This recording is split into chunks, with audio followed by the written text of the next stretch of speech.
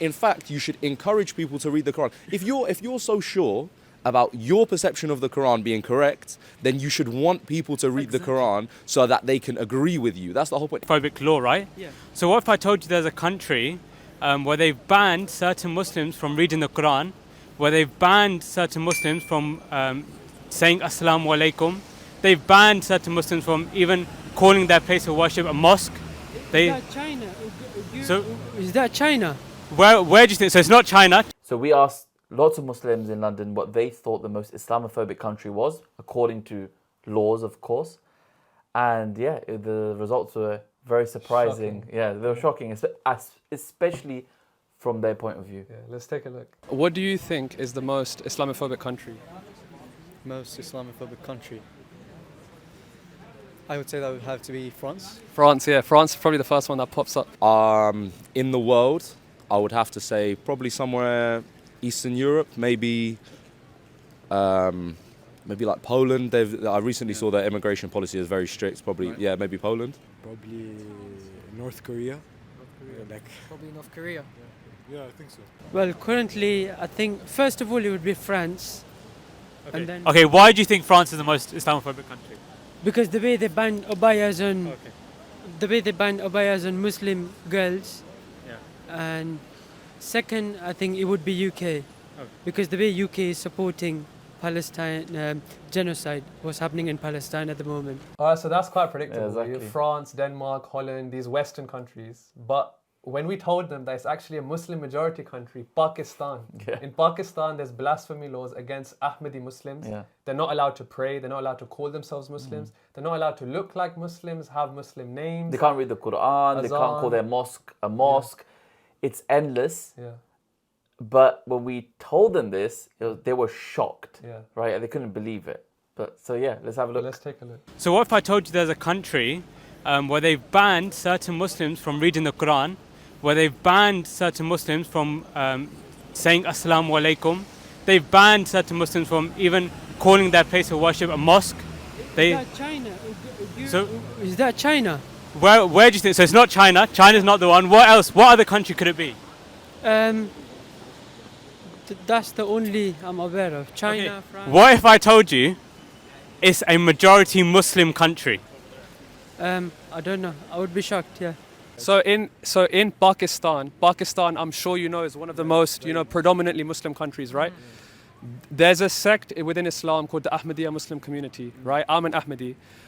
In Pakistan, if I was to say Assalamu alaikum, peace be upon you, to you right now, if I was to recite the Holy Quran, if I was to pray my namaz, my salat, you could get up to 3 years in prison. In fact, you could even be killed. Even in private. Yeah, anywhere. And even great. Problem in Pakistan. It's a very big problem. It's crazy. And So it's wrong, right? of course it is. course it's wrong. But it's incomparable to what they're doing in France. That's why I can't. That's fine. But it's like It doesn't make logically, sense. It doesn't make sense. So here he actually Yeah. compares it to France, Yeah, and he exactly. says it's incomparable to what they're doing in France. We all know that abaya bans, hijab bans. There's a lot of Islamophobia. Targeted targeted on Muslims. But when they hear this, Yeah. that it's clear cut. You can't read the Quran. You can't even write Bismillah. You can't say Assalamu alaikum. It's mind-boggling for And by the way, everyone. these things, they can be proven. They're Yeah. written in the constitution, Of in course. the penal code. Yeah. We can literally put it up right now on the screen. as well. Exactly. It's like It doesn't make logically, sense. It doesn't make sense because it's known that Pakistan is like a very Muslim. In country. fact, what they even did recently, they even said Ahmadis, if they have the Quran in their laptop, they literally get put into jail for 3 years. The Pakistani laws, they're blasphemy laws, right? And you can just make up blasphemy for them. Yeah. And what I've told you, like you can't say Assalamu alaikum, right? Yeah. I'm an Ahmadi. I can't say Assalamu alaikum. I can't read the Quran openly. I can't. In fact, there's videos of them smashing mosques. Is that Islamic? Absolutely not. Absolutely not. It goes against Islam, but that's the difference between culture and religious practice. My religion doesn't teach that, but perhaps. And wait, just to clarify, your religion is Islam. Yeah, I'm a Muslim. Yeah, I'm a Muslim. My religion doesn't teach to hate or hurt anyone. The only time we use any type of aggression or violence is in times of defense. And even then, there are very strict rules. Exactly. With any types of war, any types of battle, there are strict guidelines that you need to follow. Smashing up a mosque is in no, it's smashing up any place of religious practice is haram, Exactly. regardless of what the religion is or what sector of the religion it is. Okay, so you know that final point where it says any place of worship. In Pakistan, they say this is a place of worship, it's not a mosque, right? Yeah. But the brother understands that in Islam, Anything. any place where someone is worshiping, you can't smash it up, right?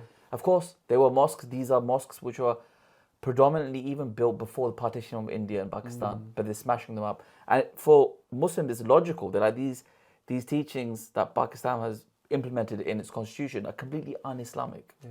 What do you think? Do you think it's just? Do you think it's fair that they're destroying people's mosques? No, Do you think? as far as Pakistan, when you look at a flag, you think it's an Islamic country. But yeah, I'm shocked. To be And so, what do you think about these laws that Pakistan has?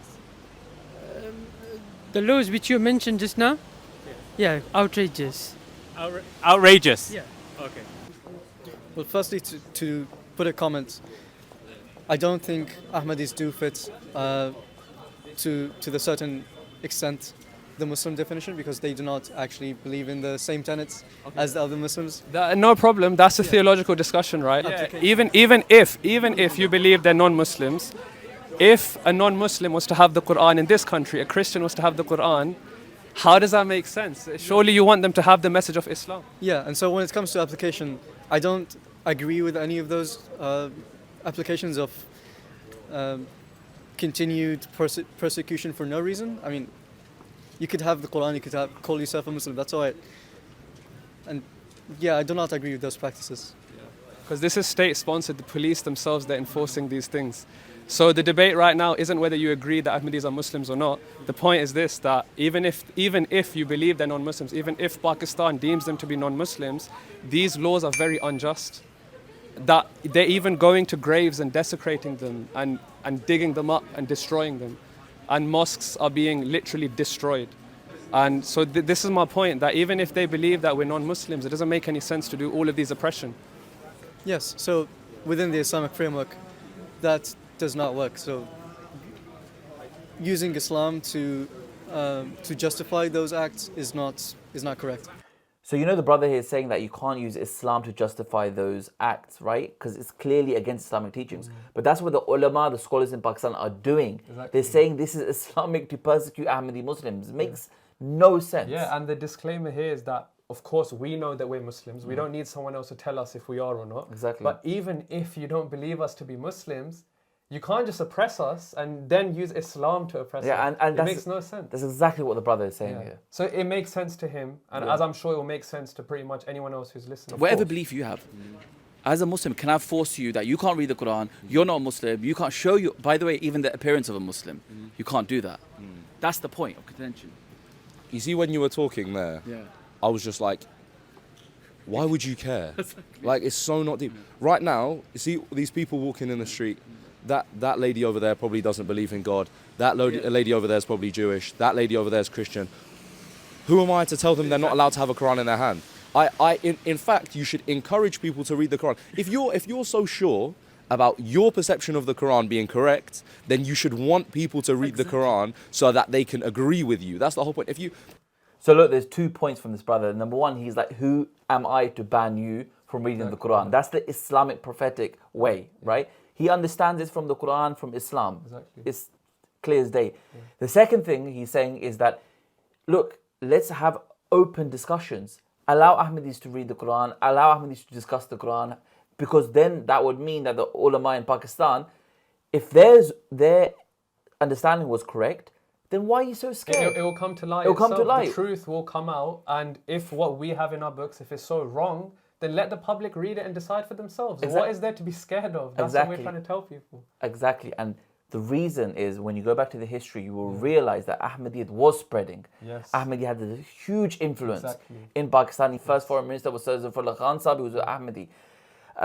So there's a whole history behind this, and inshallah we'll be doing videos on this where we'll talk about this as well.